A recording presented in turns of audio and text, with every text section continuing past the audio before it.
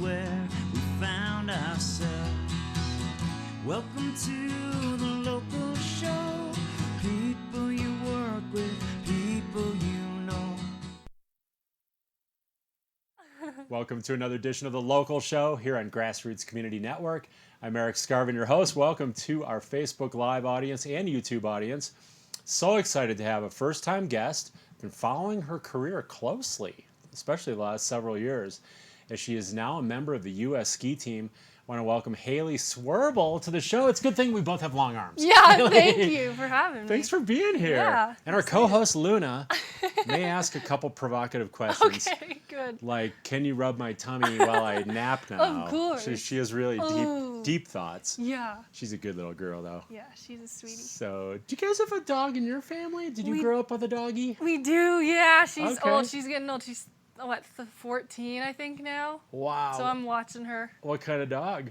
Black Lab. Black She's lab. a sweetie. A retriever who doesn't retrieve, though. Oh, no. She's never fetched. You But... didn't return her for being faulty. Yeah, I know exactly. Faulty Take retriever. her back. Trade her in. Retrieve your retriever. It's not retrieving. They say it ain't Yeah, working. she's awesome, though. Well, let's back up a little bit to growing up in the Valley, because you were born in Grand Junction, Yep. St. Mary's Hospital, but pretty much grew up in the Valley, correct? Yeah, I did. I bounced around. Our family lived in Aspen for a time, and then we moved down to Aljabel, I guess, between Carbondale and Basalt. And Okay. we've been there for 14 years since we got the dog. Nice, nice. Yeah, so we're still there. That's cool. Well, I mean, it's amazing, obviously, just living in the Valley, but growing up here must have been super special. Yeah. And what were some of those? I mean, Aspen Valley Ski Club Yep. was a big influence for you. Yep, absolutely. What were some of those kind of like those highlights of growing up here? Kind of as you go back to like childhood and maybe starting skiing. Yeah. What are some of those things that you really remember Yeah. from growing up? I spent so much time outdoors, which is such an amazing part of this community, I think, and Yeah. being out in the mountains and playing and following my older brother around a lot. Our family would go mountain biking a lot and hiking and just be outside and go camping. But yeah, I started skiing in 5th grade, so I was a little bit older by then. Yeah. By Valley standards, that's like, Right. really Well, cross country. I mean, I was always Okay. downhill since I could walk. Okay. That's how it is here. Exactly. Like you're walking, you're strider biking, and then you're skiing Yep. that year. Yes, exactly. Between like 2 and 3 or something. Exactly. And then by the time you were Yep. 5th grade, you started cross country skiing. I did, yeah, because my brother, we did mountain bike racing in the summers, and Right. he was in 7th grade at the time, and he decided he wanted to stay fit during the winter. So he's like, "We're gonna try cross country skiing." So I was like, "Okay, let's go." Like, well, I'll follow him. He was the god and in my eyes as a youngster, and so yeah, I joined that, followed him. But before that, actually, we had both been doing freestyle team with ABSC. Oh, I didn't know that. So okay. I was planning on joining the moguls team that next year, but we did cross country instead. So your brother Keegan has Yep. been a major influence. Yeah, Now he's a pro absolutely. bike racer. He is, yeah. I like to call him Flying Swirbul. Yeah. Following his career too. Yeah. So that's incredible. So you guys kind of paralleled, Yeah. no pun intended, but your sports. There's parallel skiing or Nordic or Right. bike racing with the Aspen Cycling Club, right? Right, You guys absolutely. had done some bike racing. And Yeah. obviously Keegan just kept going up the bike racing ladder. Yeah. We'll have to get him on the show. Yeah, for when- sure. when he's around. He's in Utah at the Tour of Utah. Oh, is he right a Tour now. of Utah, which is Yeah. going on right now? Yep, I think they might be racing actually right now. Oh man, that is so cool. That's awesome. That's yeah. so cool. Yeah. So your family has been such a huge influence, especially your brother Keegan, but your parents, I mean, they have to be like the most supportive, Yeah. some of the most supportive parents to take you through all these stages of athletics, especially with the Absolutely. Nordic skiing, Yeah. now on the U.S. ski team. Can you talk a little bit about your parents' influence on you? I think to produce 2 endurance athletes, Yeah. they didn't really have an endurance sport background. Like my dad Really? was a diver, like a pool diver. Okay. My mom did track and they did swimming and stuff like that, but it really was not at all related to either cycling or cross-country skiing. They found those sports later in life. And I think what was amazing about growing up with my family is they let my brother and I find those sports instead of pushing us into them. And I think that's why we're both able to still love them today. I'm serious. And I think my parents, like, thank you so much to my parents. They've been so helpful and understanding and, like, supportive of the type of lifestyle that you need as an elite athlete, which I think is really hard. Like, Yeah. I don't know.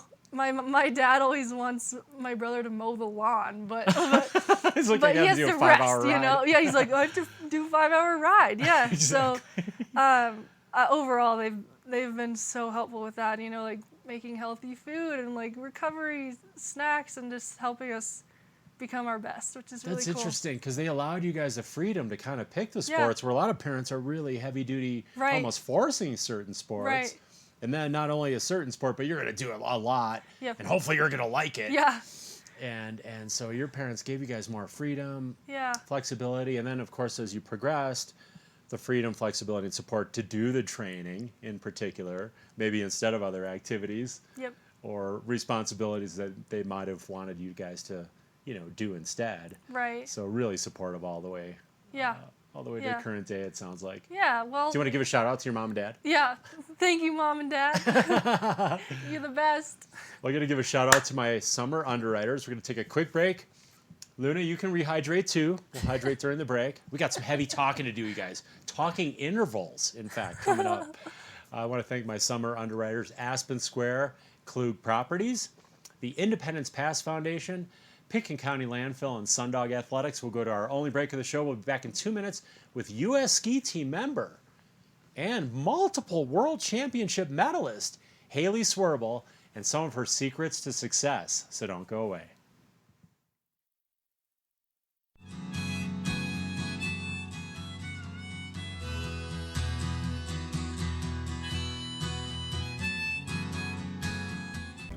I'm so passionate about this community. I absolutely love living here and raising my family here. It gives me a lot of pride to share this with my friends and my clients and help them achieve their dreams of owning an Aspen snowmass and enjoying this incredible lifestyle. Celebrating another great summer season, Aspen Square Hotel is the hospitality place featuring fireplace studio suites and larger condominiums with full hotel-style services in the center of downtown Aspen. Aspen Square is proud to support The Locals Show. Curbside recycling is now included with your trash service in Pitkin County. You can reduce your waste footprint and shrink your trash bill by recycling right. Learn more at landfillrules.com. The Independence Pass Foundation, for 30 years restoring and protecting the ecological, historical, and aesthetic integrity of Independence Pass. To learn more, independencepass.org. Sundog Athletics, Aspen's Adventure Sports School, is your opportunity to experience the most beautiful adventure locations and gain new skills to be safer, perform better, and have more fun.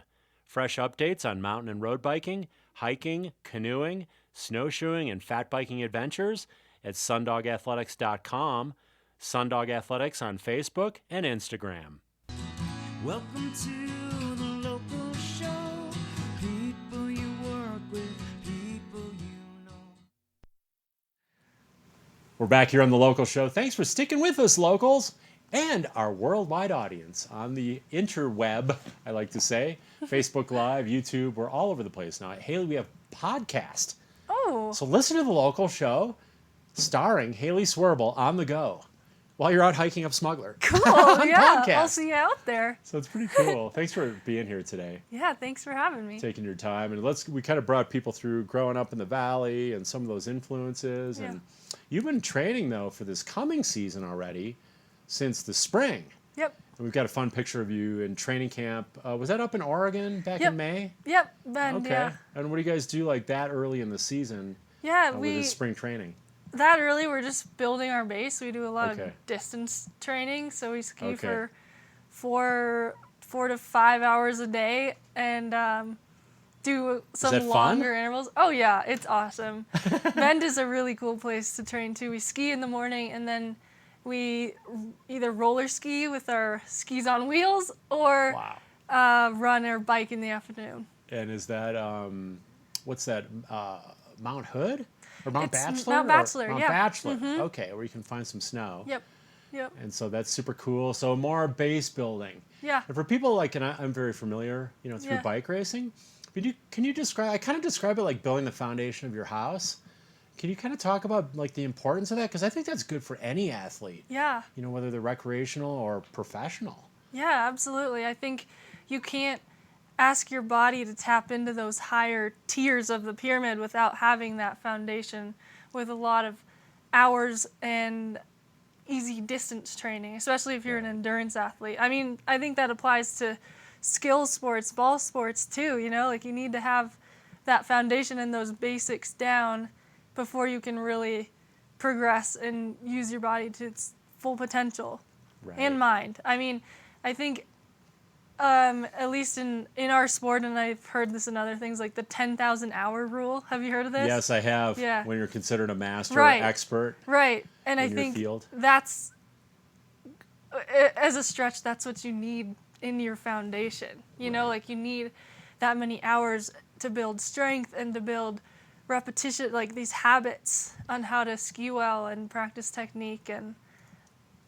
or run well. It must also be a really interesting opportunity because you're a relatively new member to the U.S. ski team to kind of bond with your teammates, right? You're out in these 4 or 5 hour training sessions. And what's that relationship like with your teammates? It seems like from the images I've seen, it's pretty fun. And you guys have a lot of fun out there. It's a really incredible environment. This team, the U.S. team, works really hard on making that team environment, and I know that they have the reputation to be like, best friends and best teammates, and we all love each other, but I think more importantly, they focus on being best teammates rather than best friends to one another, and that means respecting your teammates and accepting their differences and doing what you need while also accepting that you have a part in their success, if that makes any sense. Like you trained with them and pushed them and helped them get to where they are. But it is really special to be able to train with Olympic gold medalists like Jessie Diggins, or Sadie Bjornsson has been an amazing teammate, or all those older women on the team have been awesome. And the older men too, like local Simi Hamilton and Noah Hoffman. Right. We see so have them those guys around been too. able to mentor you a little bit or help you out in some fashion? Yeah, a little bit. I mean, Simi's yeah. retired now, or I'm sorry, Noah's retired now from the U.S. team, but Simi's still on the team. Yeah, right? Simi's still going. Because he's got to be the old man of the team by now. Yeah, he's getting married. He's like... that's incredible. Yeah, it's awesome. Life is happening. Yeah. And he's still doing it. So how those guys kind of helped you out, or have they given you some advice? They've kind of been there from when I was back in Navy SC. They would come visit, and that made such a difference in my ski career, like having those people to look up to and see and be like, oh my gosh, they're real people and they're here and they're talking to me. Right. That was really cool. It made it real because they're such local role models, right? They're like doing it. These guys grew up here. They're doing it. Yeah, So exactly. that's inspirational as well. Yeah, it really was for me growing up. But I haven't seen Noah at all this year. Well, I saw him actually at Sadie Bjornsson's wedding. He officiated that this summer, but it was good to catch up with him. Okay. And Simi, and I don't know, they've just been the locals, so it's cool. Yeah, they're great. They're great. We're so proud of those guys. Yeah. And have had, I think both of those guys have been on the local show as well. So Cool. make sure to get them back and circle back with those guys. Yeah. Let's talk about some of the competitions because prior to this spring and the training we were just speaking of, you had done the Junior Worlds. Was that a couple years ago now? 2 seasons ago, yeah. 2 seasons ago, and we're the first American to win 2 medals Yeah. at World Championships? Right. Under 23? This was under 20. Under 20. So I'm under 23 this past season. Okay. So the season before that, I was under 20, and I earned the first. It might have been the first individual medal. No, the year before someone had, but the second place medal individually, and then I guess I'm still the most decorated junior in getting history by okay. getting. I've 3 medals 3, now. I guess, total with the 1 relay medal and 2 individuals, which is cool. That's amazing. So congratulations on that. Thank you. And that was kind of your springboard into the team, wasn't Yeah. it? Mm-hmm. Like you get this recognition at Junior Worlds. Yeah. 3 medals in total. Yeah. And now you're on the team. And then you would start racing some World Cup this Yep. past season. Yeah. And we have an image of your competition. I think it's your second World Cup race in Quebec. Yep. Can you tell us a Yeah. little bit about that experience? Yeah, with the In the stars big and time? stripes. Yeah. Yeah. That was this spring, so at the end, kind of at the end of our season this year, and Okay. yeah, that was my first mini tour. So that means there's 3 races back to back to back, a sprint, and then a distance, and then a pursuit. So the pursuit is based off of how you've done the previous few days, and then however you finish is how you finish the whole weekend, and you win the tour or whatever, the mini tour. But I gotcha. it's crazy. It's intimidating to be on the World Cup with these Like world. I mean, champions like Teresa Elite. Johag. Like Right. they're on a different level, which is really inspiring and cool. And I've set some goals to try to get to that level, and I know it's going to take time, but I'm willing to put that time in. But So how long do you think that takes? Like to get, I mean, I'm sure there's no definite time frame. yeah. But say to get from where you are on the team to being one of the best on the team. I mean, we're talking about 2 years, 5 years, any time frame? Right. I think it varies for Yeah. each person. There's Sure. some people that come in at 18 years old and are winning the whole World Cup, and there's some people that at 30 years old start to do their best. So I Hard think to it's impossible to say. I think you just need to set those smaller attainable goals and try to pick your way up. At least that's what I need to do. I think. So what would be a goal or two for the season ahead? Yeah. Which will be your first full season, right?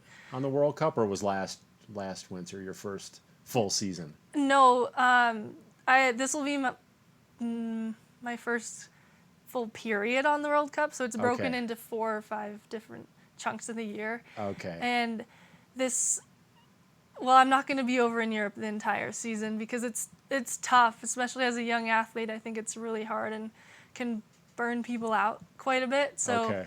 the U.S. coaches have been really helpful and encouraging and kind of let me decide what, and my club coach and I and the U.S. coaches all work together to decide what's in my best interest to like hopefully be one of the best in the world one day.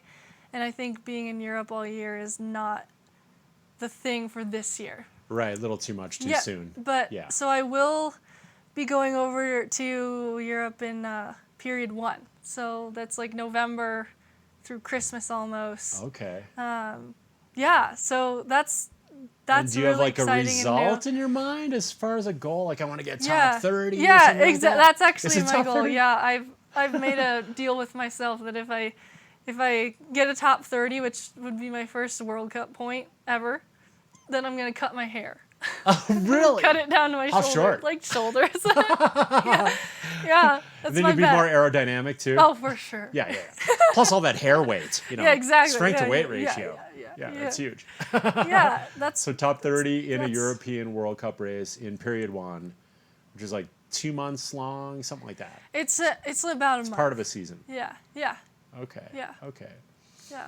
Well, and then you made the podium at the, I don't know if, and we're a little bit maybe out of order, but at U.S. Nationals in the seniors. So you're Yeah. not a junior anymore, you're a senior. Yeah. And we've got a podium shot, and you were second or third? Yeah, I was the third American. Yeah. Third At the American, US okay, at Nationals. And US what event was that? Championships. That was the 20K skate. So that's Okay. a long distance one. Right, Yeah. right. What's it in miles? Like 12 miles? Oof, I guess, yeah. Case throw me off Yeah. sometimes, and I should Yeah, know I that as know. a bike racer. Yeah, in the But Nordic for the lay world. person, Right. 12-ish miles, Yeah, skating, I think so. with the top athletes. Yes, This it is should be about 12 or 13. Yeah. top American athletes. Yep. In that particular one. Yeah, Okay. yeah. Okay. What's been the most, like, I guess, and I would kind of, I guess my thinking would be World Championships, but what's been the highlight so far, like of your Nordic ski racing career? Ooh, that's tough. It's tough to put that on it. Honestly, I think the magic has been in meeting people around the world and around the country. Okay. For me, like, that's what is gonna stand out in my mind the most. Like, I think winning these Junior Worlds medals is really awesome and a really great memory, but Yeah. it's not just the medal that matters to me. Like, I'm not only in it for winning. Like, I'm in it for Right. the journey and the training and the process and, like, meeting all these people, and that's what's really special to me. So, Okay. yeah. So the traveling, that'll the stand meeting out. these people, whether it's competitors, whether it's coaches, whether it's fans, but just that social experience. Exactly, yeah. And I think more than the social experience, it's being able to push myself individually and find my limit in that way is Okay. really cool. Okay. What would be your advice like for the recreational athlete? Like we're winding up our kind of summertime in Aspen, and I think it would be natural time to start thinking about winter training, I mean, Yeah. especially as we come into the most gorgeous month of September. Yeah. But what would be just some like basic advice, whether people are getting ready for alpine skiing or Nordic skiing or snowshoeing or fat biking, some of my favorites. Yeah. Like, do you have any general advice like for the recreational athlete? Kind of setting up for the winter Yeah. sports? I think what helps get me through is making sure I'm having fun, doing Yeah. whatever, which is a cliche answer, but I think it's really important to get outside and kind of appreciate nature for the smaller parts of it. And I don't know, it's humbling to be out there and just take a deep breath and be like, wow, this is amazing that I get to be out here and do this, and look at kind of your fitness and training or getting ready for winter as an opportunity rather than a chore, which I think Yeah. so many people are on the elliptical or something, and it's just to work out. But I think Yeah. that Going can through the be- motions. Exactly, like it Yeah. can be so much more enjoyable to get outside and climb the Ute Trail or something, just Yeah. get outside. It's so beautiful. It's so nice, and it's just refreshing for your Yeah. mind. I like to say it's not called the great indoors. Right, right, yeah. So being outside, really appreciating nature, have fun with it. Yeah, I like to bring in like variety too. Like Yep. it's fun to do a variety, absolutely. especially if you're not or maybe even if you are a specialist, like you really love Nordic skiing, that's your main focus, your passion. Yeah. But to bring in a variety of like get out and do some mountain biking, do some hiking, do some rollerblading. Yeah, This is the time of season I start to blade. yeah, It's actually great prep for winter sports like Nordic skiing. for sure. Alpine skiing, especially when you make turns like Yeah. coming down Maroon Creek Road. Oh my gosh. So that's super fun. And That's you would roller awesome. ski up, right? Yeah, I think I might That would do be that good this training. afternoon. Yeah. Okay. Yeah. Okay. Cool. Pursuing your dreams. This is like the basis of the local show because we like to feature great locals, whether they're athletes or artists or musicians or entrepreneurs. And these are people who are going after their dreams like yourself. They're also having success. But a lot of people out in life are really afraid to do that. There's risk. Yeah. Like what happens if it doesn't work out? Yeah. Like financially, what happens if it doesn't work out? What would be some advice like for people who are thinking about their dreams but just can't quite get off the fence and go after them? Right. I think I have a little bit more of a reserved mentality for this kind of thing. I think some people are happy to put all their eggs in one basket and just jump on board. Like, this is how my brother is kind of handling Keegan. his cycling career. Yeah, Okay. he's going for it, which is awesome, and I really respect that. But I think what allows me to reach my potential and pursue this dream is knowing that I have a balance in my life a little bit. So I'm also taking classes in university and getting my degree, and I think that's something that I know is there as well. Like, I understand that sport is awesome, and I have dreams in sport, and I want to be the best classic skier in the world one day. That's my dream and goal, but I also think that there's more to life, and it's important to live life as it comes a little bit and enjoy it as it's coming, and yeah, like school's something else I have a goal with, and friends and social, and I don't know. Like I commit a lot to skiing, but I also think it's important to have a balance. Okay. So go after your dream, Yeah. but also be balanced in that you're well-rounded. Yeah. So maybe if it doesn't work out, Right. you've got plan B. I mean, Got a that's- backup plan. That stinks to see it as like a backup plan. but I know. It's almost I know. like a parallel or your next, plan. it could be your next stage. Right. You're working on your next stage. Right. It's not just okay, I'm going to do this, but then I may want to do this and this with my life. Yeah. I may want to like race and be one of the top Nordic racers in the country or the world. Yeah. But then I might want to do, whatever your other goals, which is why you're also taking classes. Yeah. So be balanced, be well-rounded. Yeah, and I think it's really helpful to set smaller goals along the way. I like that.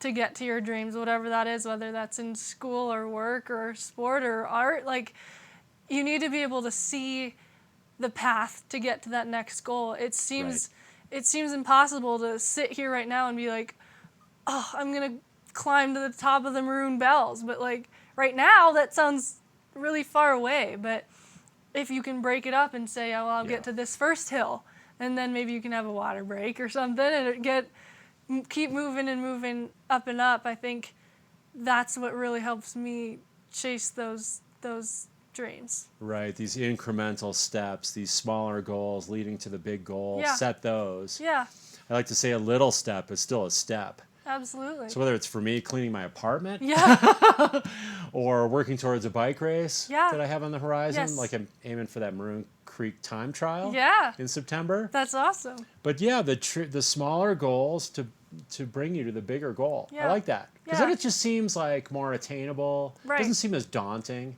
Exactly, and I think it helps you live in the present a little bit more and enjoy what you're doing now for what it is instead of wishing you were somewhere else. Right. In It the reminds me of future. the old joke, how do you eat an elephant?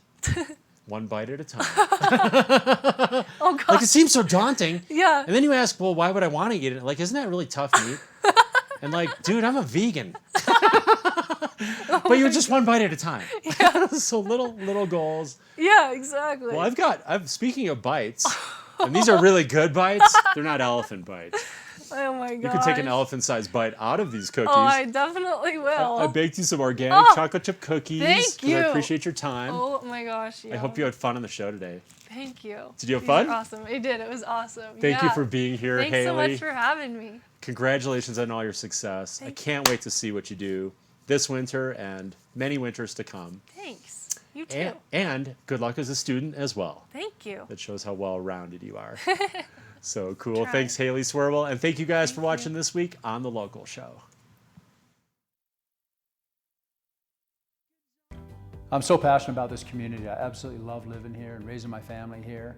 It gives me a lot of pride to share this with my friends and my clients and help them achieve their dreams of owning an Aspen snowmass and enjoying this incredible lifestyle. Curbside recycling is now included with your trash service in Pitkin County. You can reduce your waste footprint and shrink your trash bill by recycling right. Learn more at landfillrules.com. The Independence Pass Foundation, for 30 years restoring and protecting the ecological, historical, and aesthetic integrity of Independence Pass. To learn more, independencepass.org. Sundog Athletics, Aspen's Adventure Sports School, is your opportunity to experience the most beautiful adventure locations and gain new skills to be safer, perform better, and have more fun. Fresh updates on mountain and road biking, hiking, canoeing, snowshoeing, and fat biking adventures at sundogathletics.com, Sundog Athletics on Facebook and Instagram. Welcome to